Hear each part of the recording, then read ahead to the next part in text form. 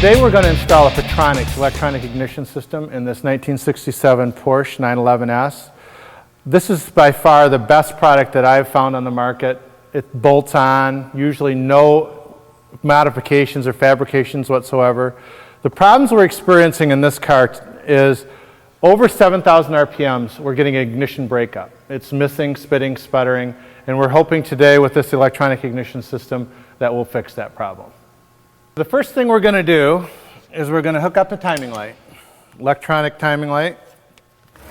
Now I'm looking down and my timing mark is lined right up. We're looking at the mark on the pulley and the mark on the flywheel cover there.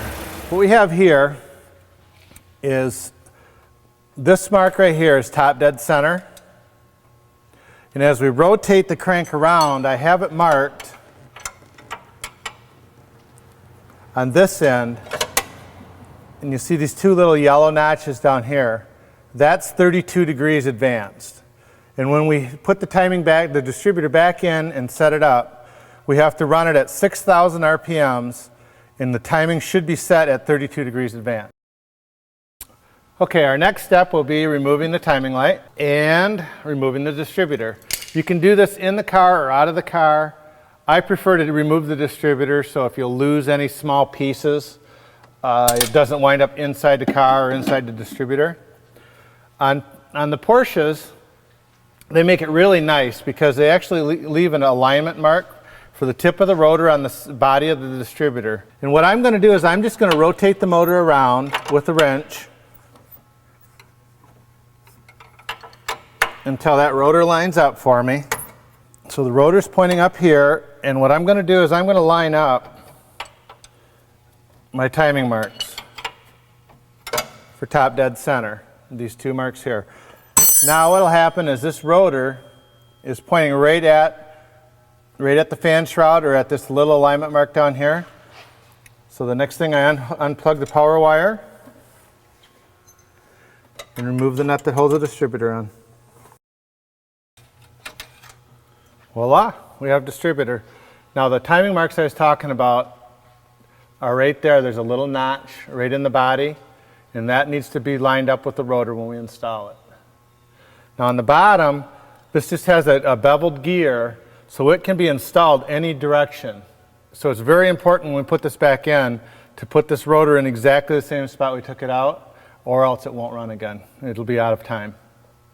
Now we have the distributor out of the car, and I've brought it over to the workbench, and we'll start installing this ignition system.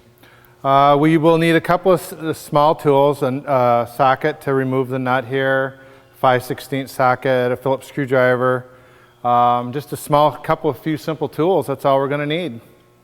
So the first thing I'm going to do is wrap the shaft in a towel, clamp it down lightly in a vise. We always want to use protection on the shaft of this distributor. We don't want to damage it.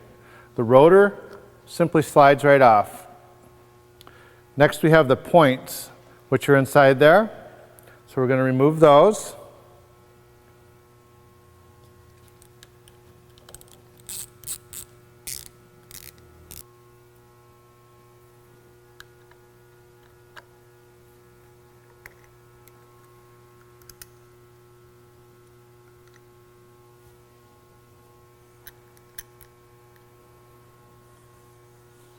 There's a little teeny snap ring in here that I have to remove.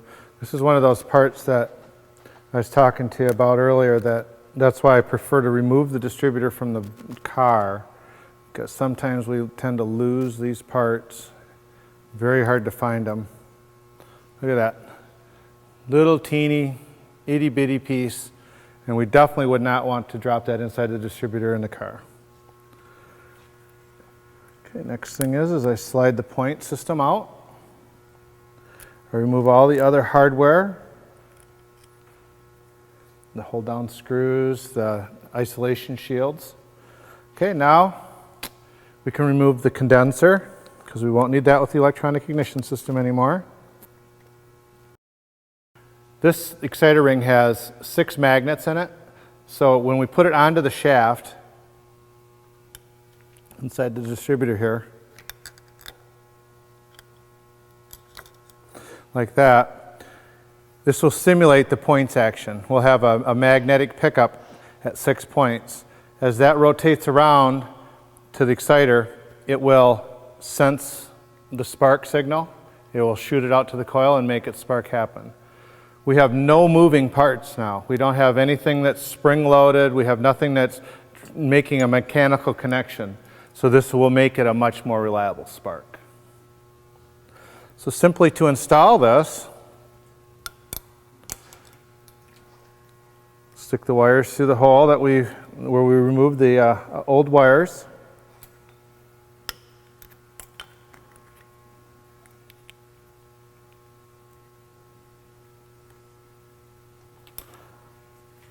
I'll give you a little grommet here to stick in the holes.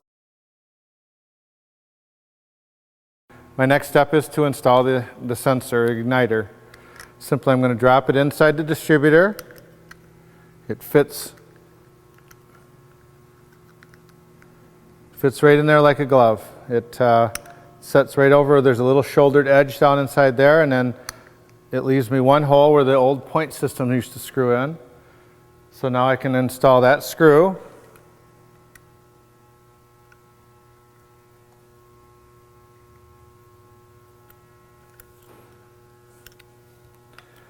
Install my exciter ring.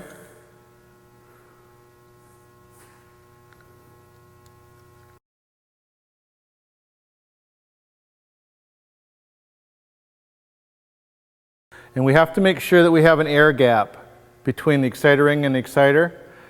Once we have that, this one is non-adjustable, so it's as good as it's going to be right now. So what we're going to want to do is we want to make sure that we pull these wires out so they don't contact any of the pieces in here. I think what I'm going to do is I'm going to actually move them over on this side of the pin like that.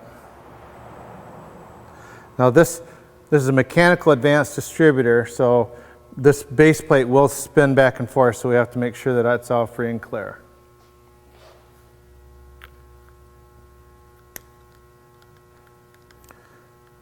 And nothing interferes with anything, so we're ready to go back in the car.